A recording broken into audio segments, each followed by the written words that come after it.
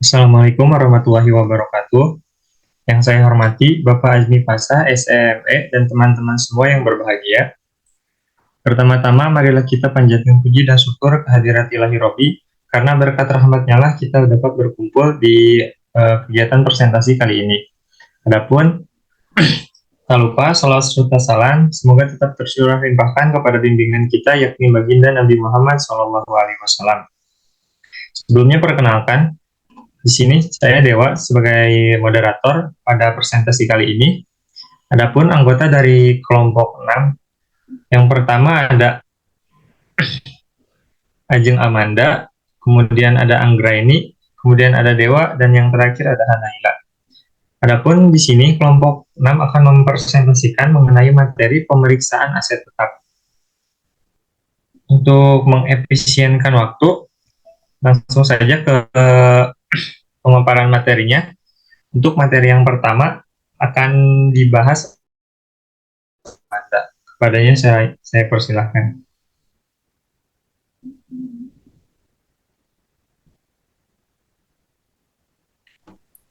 Bismillahirrahmanirrahim.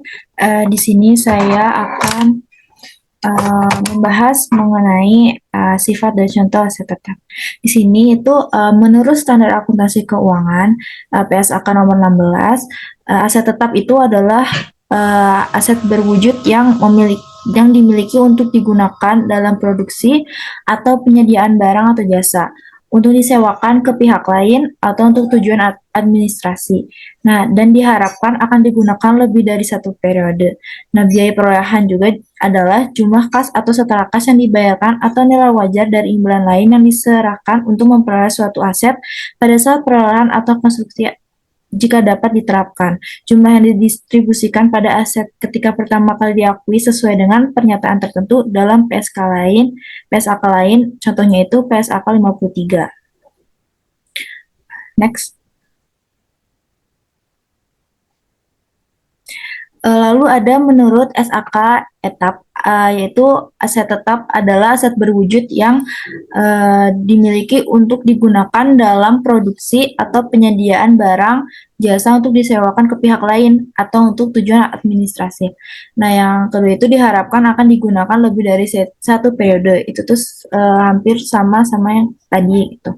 Suatu benda berwujud itu juga harus diakui sebagai suatu aset dan dikelompokkan sebagai aset tetap bila besar kemungkinan bahwa manfaat keekonomian di masa akan datang yang berkaitan dengan aset tersebut akan mengalir ke dalam perusahaan.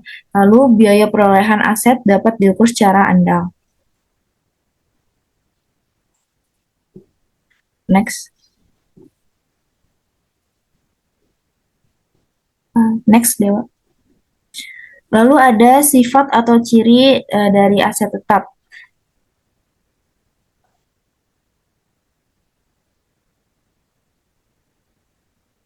Di sini ada 3. Yang pertama itu tujuan dari pembelian itu bukan untuk dijual kembali atau diperjualbelikan sebagai barang dagangan, tetapi untuk dipergunakan dalam kegiatan operasi perusahaan.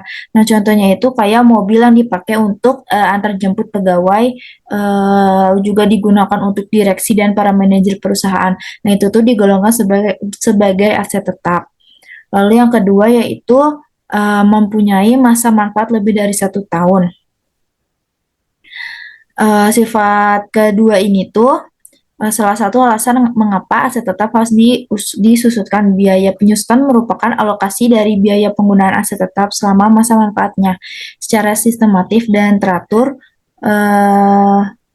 Itu menggunakan metode tertentu yang diterapkan secara konsisten. Nah, yang ketiga itu jumlah cukup material. Nah, sifat ketiga ini merupakan salah satu alasan mengapa setiap perusahaan harus mempunyai kebijakan kapitalisasi yang membedakan antara capital expenditure dan revenue expenditure. Next.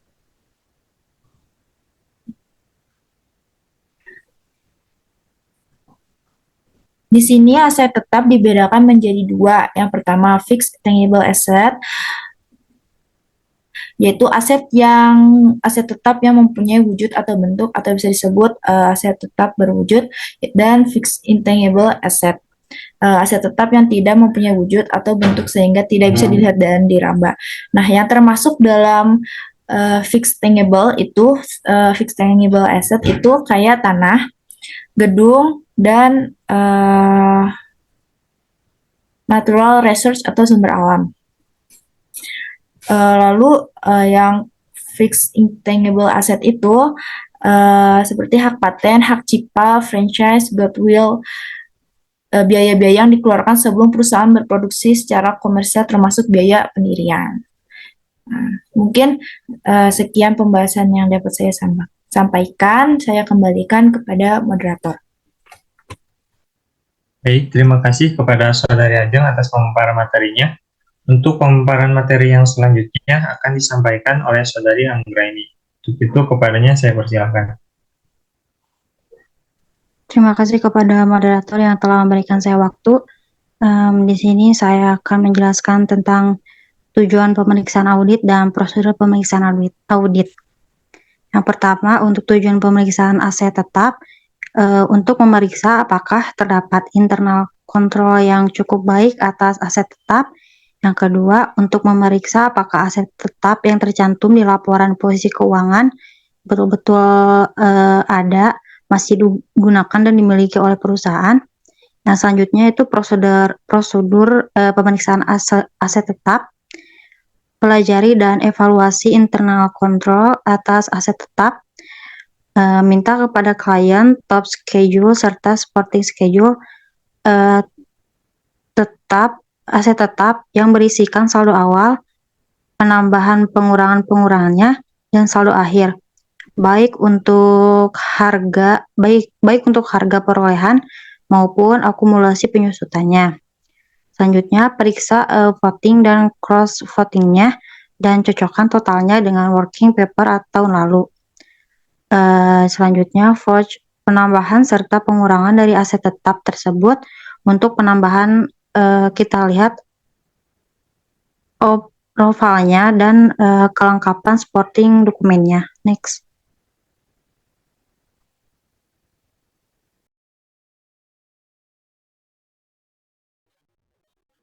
Untuk selanjutnya itu periksa apakah aset tetap tersebut sudah diasuransikan dan apakah insurance coverage-nya cukup atau tidak. Next.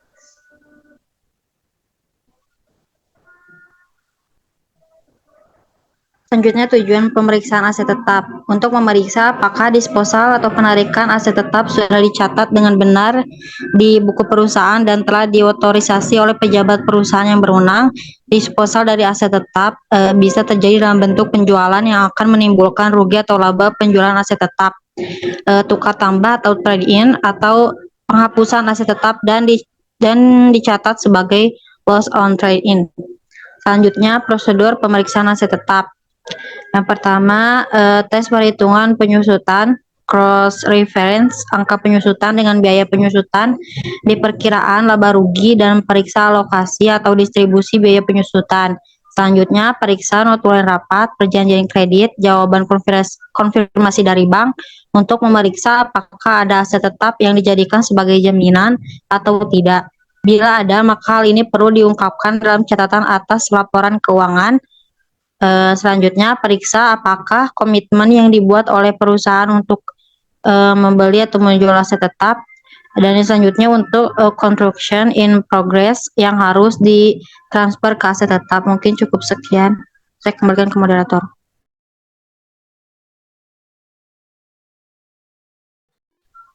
Baik, terima kasih kepada Saudari Anggi atas pemaparan materinya. Untuk materi selanjutnya akan disampaikan oleh saya sendiri. Di sini saya akan meneruskan mengenai materi tujuan pemeriksaan aset tetap dan prosedurnya. Untuk memeriksa apakah pembebanan penyusutan dalam tahun atau periode yang diperiksa dilakukan dengan cara yang sesuai dengan SAK, konsisten, dan apakah perhitungan telah dilakukan dengan benar. Tujuan ini menggunakan prosedur, yaitu jika ada aset tetap yang diperoleh melalui leasing, pemeriksaan lease agreement, dan pemeriksaan apakah accounting statement-nya sudah sesuai dengan standar akuntansi leasing. Untuk tujuan selanjutnya yaitu untuk memeriksa apakah ada aset tetap yang dijadikan sebagai jaminan, yaitu prosedurnya periksa atau tanyakan apakah ada aset tetap yang dijadikan agunan kredit di bank. Kemudian untuk tujuan selanjutnya, untuk memeriksa apakah penyajian aset tetap dalam laporan keuangan sesuai dengan standar akuntansi keuangan di Indonesia, yaitu SAK garing etap garing IFRS. Itu prosedurnya periksa penyajiannya dalam laporan keuangan. Apakah sesuai dengan standar akuntansi keuangan di Indonesia, yaitu SAK garing etap garing IFRS. Kemudian materi selanjutnya yaitu mengenai prosedur pemeriksaan aset tetap. Menurut SAK etap, yaitu entitas harus mengungkap untuk setiap kelompok aset tetap, yaitu yang pertama, dasar pengukuran yang digunakan untuk menentukan jumlah tercatat bruto.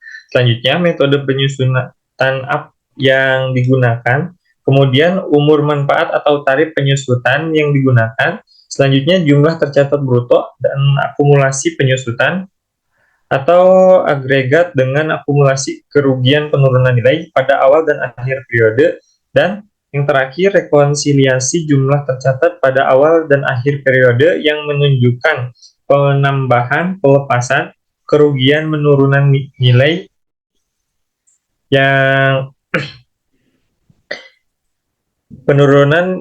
nilai yang diakui atau dipulihkan dalam laporan laba rugi sesuai dengan penurunan nilai aset tetap, penyusut, dan perubahan lainnya.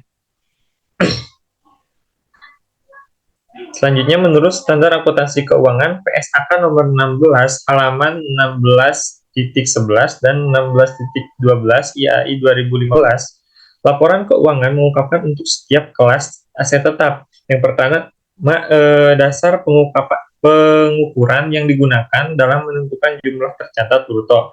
Kemudian metode penyusutan yang digunakan, selanjutnya umur manfaat atau tarif penyusutan yang digunakan, selanjutnya jumlah tercatat bruto dan akumulasi penyusutan atau digabungkan dengan akumulasi rugi penurunan nilai pada awal dan akhir periode. Dan yang terakhir itu rekonsiliasi jumlah tercatat pada awal dan akhir periode. Mungkin sekian pemaparan materi dari saya. Untuk materi selanjutnya akan disampaikan oleh Saudari Hanaila. Kepadanya saya persilakan. Baik, terima kasih kepada moderator atas kesempatannya. Di sini saya akan melanjutkan paparan materi dari Saudara Dewa. Jadi, mengenai standar akuntansi keuangan PSAK nomor 16 halaman 16.11 16.12 IAI 2015 menyatakan bahwa laporan keuangan juga mengungkapkan yang pertama itu keberadaan dan jumlah pembatasan atas hak milik dan aset tetap yang dijaminkan untuk liabilitas. Yang kedua, jumlah pengeluaran yang diakui dalam jumlah tercatat aset tetap yang sedang dalam konstruksi. Yang ketiga, jumlah komitmen kontraktual untuk memperoleh aset tetap. Dan yang keempat yaitu jumlah kompensasi dari pihak ketiga untuk aset tetap yang mengalami penurunan nilai, hilang, atau dihentikan yang termasuk dalam laba rugi jika tidak diungkapkan secara terpisah dalam laporan laba rugi dan penghasilan komprehensif lain. Next. Nah, lalu yang selanjutnya yaitu biaya pinjaman menurut PSAK nomor 26, halaman 26.1, 26.2, 26.4, dan IAI 2015 mengenai prinsip dasar, yaitu biaya pinjaman yang dapat diatribusikan secara langsung dengan perolehan, konstruksi, atau produksi aset kualifikasian dikapitalisasi sebagai bagian biaya perolehan aset tersebut, sedangkan biaya pinjaman lainnya diakui sebagai beban. Berikut adalah pengertian dan istilah yang digunakan dalam pernyataan ini. Yang pertama itu ada aset kualifikasian, adalah aset yang membutuhkan waktu yang cukup lama agar siap untuk digunakan sesuai dengan intensinya atau dijual. Yang kedua, biaya pinjaman adalah bunga dan biaya lain yang ditanggung entitas sehubungan dengan pinjaman dana. Next. Nah, di sini ada 4 komponen. Yang pertama yaitu pengakuan, penghentian sementara kapitalisasi, penghentian kapitalisasi, dan pengungkapan. Pengakuan maksudnya entitas mengkapitalisasi biaya pinjaman yang dapat diatribusikan secara langsung dengan perolehan, konstruksi, atau pembuatan aset kualifikasian sebagai bagian dari biaya perolehan aset tersebut. Biaya pinjaman lainnya diakui sebagai beban pada periode yang terjadinya. Yang kedua itu penghentian sementara kapitalisasi. Maksudnya yaitu entitas menghentikan sementara kapitalisasi biaya pinjaman selama periode yang diperpanjang yang mana pengembangan aktif atas aset kualifikasi yang juga dihentikan. Yang ketiga yaitu penghentian kapitalisasi. Artinya, entitas menghentikan kapitalisasi biaya pinjaman ketika secara substansial seluruh aktivitas yang diperlukan untuk mempersiapkan aset kualifikasian agar dapat digunakan atau dijual sesuai dengan intensinya yang telah selesai. Lalu yang terakhir, yaitu pengungkapan. Maksudnya, entitas mengungkapkan yang pertama, yaitu jumlah biaya pinjaman yang dikapitalisasi selama periode, dan yang kedua, yaitu tarif kapitalisasi yang digunakan untuk menentukan jumlah biaya pinjaman yang dapat dikapitalisasi. Sekian dari saya kembalikan kepada moderator. Baik, terima kasih kepada Saudari Hanaira atas pemaparan materinya. Untuk selanjutnya, di sini kami akan memaparkan soal mengenai aset tetap. Untuk nomor yang pertama akan disampaikan oleh Saudari Ajeng, kepadanya saya persilahkan.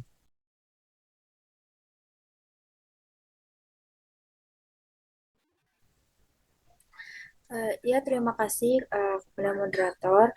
Di sini saya akan membahas pertanyaan mengenai pemeriksaan aset tetap dari nomor 1 sampai 6. Untuk pertanyaan nomor 1 yaitu untuk bisa digolongkan sebagai aset tetap, suatu pengeluaran harus memenuhi kriteria berikut. Yang pertama, mempunyai masa manfaat lebih dari 1 tahun, lalu jumlah cukup material. Di sini jawabannya itu benar, karena beberapa ciri dari aset tetap adalah yang sudah dijelaskan di awal tadi, yaitu adanya tujuan pembelian bukan untuk dijual kembali atau diperjualbelikan, tapi itu dipergunakan dalam kegiatan operasi perusahaan untuk mempunyai masa manfaat lebih dari 1 tahun dan jumlah cukup material. Selanjutnya, pertanyaan nomor 2 yaitu mobil yang dimiliki suatu showroom seluruhnya merupakan inventory atau barang dagang. Nah, itu jawabannya benar karena di sini showroom itu merupakan mobil yang akan dijual, sehingga mobil tersebut itu digolongkan sebagai barang dagang.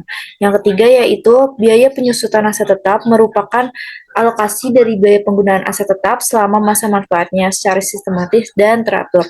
Di sini jawabannya itu benar karena biaya penyusutan aset tetap merupakan alokasi dari biaya penggunaan aset tetap selama masa manfaatnya secara sistematis dan teratur.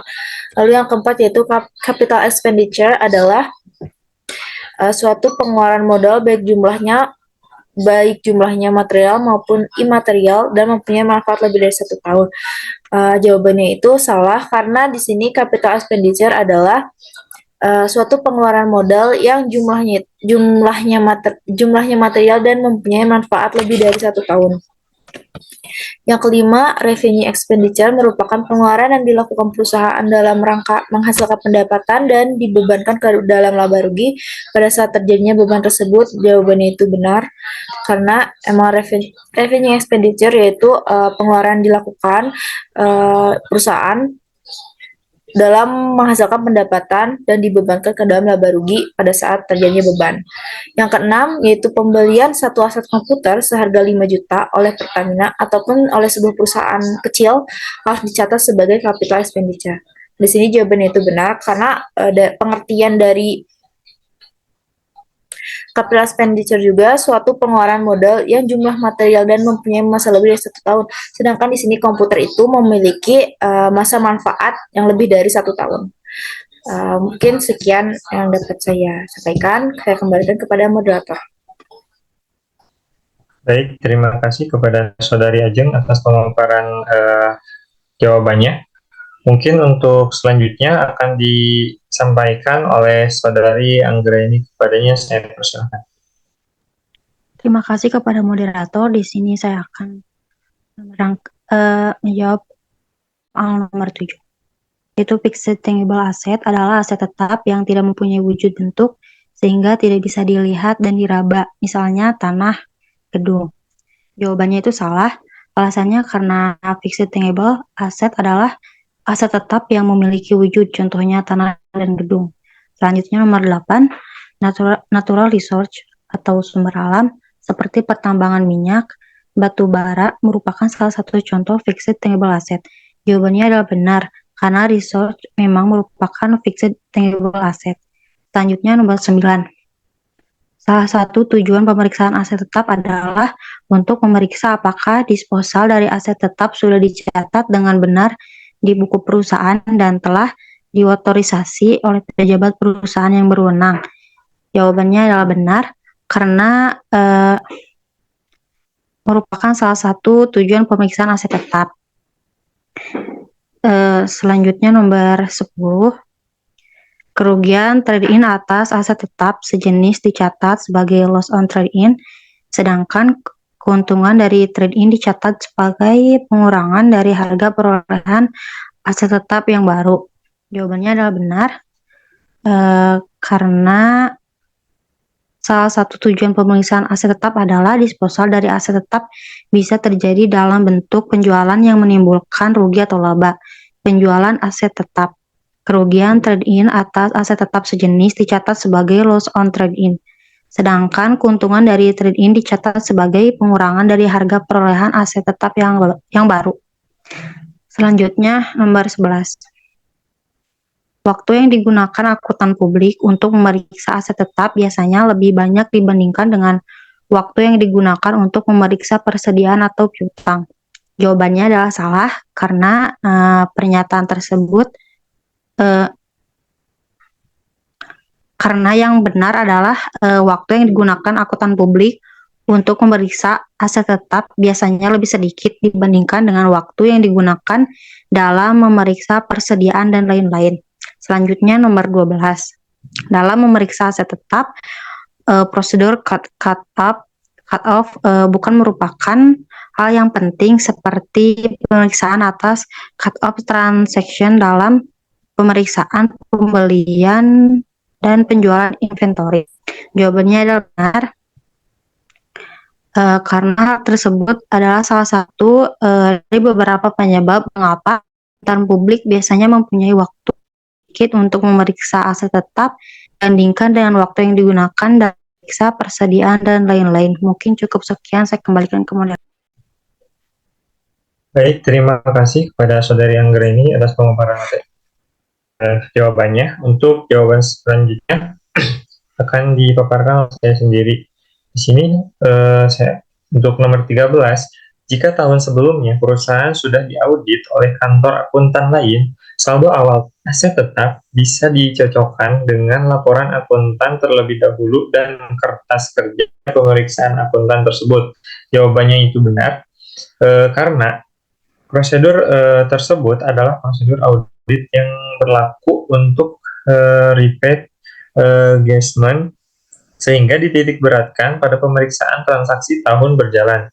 Selanjutnya itu nomor 14, bukti pemilikan aset tetap harus diperiksa, antara lainnya yaitu yang pertama IMB, sertifikat tanah, dan SIPB untuk tanah dan gedung. Terus, yang kedua BPKB dan STNK untuk mobil dan motor. Jawabannya itu benar, karena bukti pemilihan aset tetap harus diperiksa sebagaimana yang disebutkan tadi. Kemudian yang nomor 15, salah satu prosedur aset tetap adalah buat analisis tentang perkiraan repair dan maintenance, sehingga kita dapat mengetahui apakah ada pengeluaran yang seharusnya masuk dalam kelompok capital expenditure tetapi dicatat sebagai revenue expenditures. Jawabannya itu benar, karena yang menjadi salah satu prosedur aset tetap adalah buat analisis tentang perkiraan repair dan maintenance, sehingga kita dapat mengetahui apakah ada pengeluaran yang seharusnya masuk dalam kelompok capital expenditure, tetapi dicatat dengan revenue expenditure. Kemudian nomor 16, salah satu contoh internal kontrol yang baik atas aset tetap adalah kebijakan tertulis dari manajemen mengenai capitalization, digestion, dan depreciation policy. Jawabannya itu benar, karena yang menjadi salah satu contoh internal control yang baik atas aset tetap yaitu kebijakan tertulis dari manajemen mengenai capital generation dan depreciation policy. Kemudian yang nomor selanjutnya yaitu nomor 17. Dalam melakukan pemeriksaan fisik aset tetap atau inventarisasi secara tes basis, ada dua pendapat. Yaitu yang pertama, yang dites hanya penambahan dalam tahun berjalan yang jumlahnya besar. Kemudian yang kedua itu diutamakan penambahan besar serta beberapa aset tetap yang lama. Jawabannya itu benar, karena dalam melakukan pemeriksaan fisik aset tetap atau investasi secara tes basis, merupakan ada dua pendapat, itu seperti yang disebutkan tadi di atas. Kemudian yang selanjutnya itu nomor 18, salah satu audit objek dalam pemeriksaan aset tetap adalah untuk menentukan apakah nilainya dicantumkan dalam laporan posisi keuangan atau neraca berdasarkan customer change laws. Jawabannya itu salah, karena aktivitas tetap disajikan berdasarkan nilai perolehan aktivitas tersebut dikurangi akumulasi penyusutan, penilaian kembali atau revaluasi aktivitas tetap pada umumnya tidak diperkenankan karena standar akuntansi keuangan menganut penilaian aktivitas berdasarkan harga perolehan atau harga pertukaran. Penyimpangan dari ketentuan ini dilakukan berdasarkan ketentuan pemerintah. Nah, dalam hal ini, laporan keuangan harus menjelaskan mengenai penyimpangan dari konsep harga perolehan di dalam penyajian aktivitas tetap serta pengaruh penyimpangan tersebut terhadap gambaran keuangan perusahaan. Adapun selisih nilai revaluasi dengan nilai buku atau nilai tercatat, aktivitas tetap dibukukan dalam akun modal dan dengan nama selisih penilaian kembali aktivitas tetap. Mungkin sekian pemaparan dari saya. Untuk nomor selanjutnya akan disampaikan oleh Saudari Hanaila kepadanya. Baik, terima kasih kepada moderator atas kesempatannya. Di sini saya akan menjawab pertanyaan nomor 19. Nah, untuk membahas apakah properti, plant, machinery, and equipment yang tercantum di laporan posisi keuangan atau neraca betul-betul ada dan dimiliki perusahaan, auditor harus melakukan physical check atau basis dan memeriksa surat-surat kepemilikan dari aset tetap tersebut. Jawabannya adalah benar, karena hal ini dilakukan untuk memastikan aset tetap tersebut merupakan capital expenditure yang diotorisasi oleh pejabat perusahaan berwenang. Yang ke-20, waktu auditor memeriksa surat-surat kepemilikan mobil seperti SNK, BPKB, dan lain-lain, ternyata surat-surat tersebut bukan atas nama perusahaan yang diperiksa, tapi ada bukti-bukti pembayaran atas transaksi pembelian mobil tersebut yang diotorisasi pejabat perusahaan yang berwenang. Dalam hal ini, auditor harus menganggap bahwa mobil tersebut bukan milik perusahaan yang diperiksa. Jawabannya adalah salah, karena auditor memiliki bukti yang cukup jika hal tersebut diotorisasi oleh pejabat perusahaan berwenang, sebab bukti-bukti pembayaran menunjukkan mobil tersebut kepemilikan perusahaan. Yang ke-21, dalam melakukan physical check atau aset tetap, biasanya auditor akan bisa menemukan seandainya ada barang-barang yang rusak atau hilang tapi masih dicatat dalam pembukuan. Jawabannya benar. Alasannya karena periksa fisik dari aset tetap dan perhatikan kondisinya, apakah masih dalam keadaan baik atau sudah rusak. Tentang pemeriksaan fisik aset tetap, secara tes basis ada dua pendapat. Yang pertama yaitu, yang dites hanya penambahan dalam tahun berjalan yang jumlahnya besar, dan harus beberapa aset tetap yang lama. Pada pendapat pertama memang akan pelaksanaannya, tapi kelemahan itu, bila ada aset tetap yang sudah lagi, data aset tercantum di dalam daftar aset tetap, maka dengan cara pertama tidak dapat diketahui. Yang ke-22, kesalahan dalam bentuk pembukaan objek aset yang tidak diinginkan yang tidak dapat penambahan aset. Jawabannya salah, karena disposal dari aset tetap bisa terjadi penjualan yang akan menimbulkan rugi atau laba, penjualan aset tetap, tukar tambah atau trade-in, atau penghapusan aset tetap. Tersebut masih mempunyai nilai buku. Dalam memeriksa depreciation dari aset tetap, auditor harus melakukan tes atas perhitungan depreciation tersebut dan cek apakah depreciation rate dan metode yang digunakan konsisten dengan tahun sebelumnya. Jawabannya salah. Alasannya karena perusahaan terkadang mendapatkan kesulitan dalam menentukan metode yang akan digunakan dalam penyusutan aset tetap. Perusahaan akan menggunakan berbagai metode penyusutan aset tetap. Namun, yang perlu diperhatikan adalah konsistensi perusahaan dalam menerapkan metode tersebut. Tidak berubah-ubah sehingga laporan keuangan dapat dibandingkan antara satu periode dengan periode lainnya. Ke-25, perusahaan yang asing yang didirikan dan beroperasi di Indonesia akan menyusutkan nilai tanah yang tercantum di laporan posisi keuangan atau NICA selama masa kegunaannya karena mereka hanya mendapatkan hak milik dari tanah tersebut. Jawabannya salah, karena perusahaan asing dan warga negara asing tidak diperbolehkan membeli tanah dengan hak milik. Yang terakhir, nomor 25, dalam note to financial statement harus dijelaskan antara metode penyusutannya, estimated useful lives-nya, cost accumulated depreciation, dan net book value-nya, dan harus dijelaskan juga seandainya ada aset tetap yang dijadikan jaminan. Jawabannya salah, karena dalam notes to financial statement yang harus dijelaskan itu metode penyusutan, umur manfaat, dan akumulasi return. Cukup sekian yang dapat saya sampaikan. Saya kembalikan kepada Baik, terima kasih kepada Saudari Hanaila atas pemaparan jawabannya. Mungkin sekian dan pemaparan jawaban dari kelompok 6. Mohon maaf apabila banyak kesalahan kata dalam penyampaian materi yang telah kami sampaikan. Mungkin sekian. Wabillahi taufiq wal hidayah. Wassalamualaikum warahmatullahi wabarakatuh.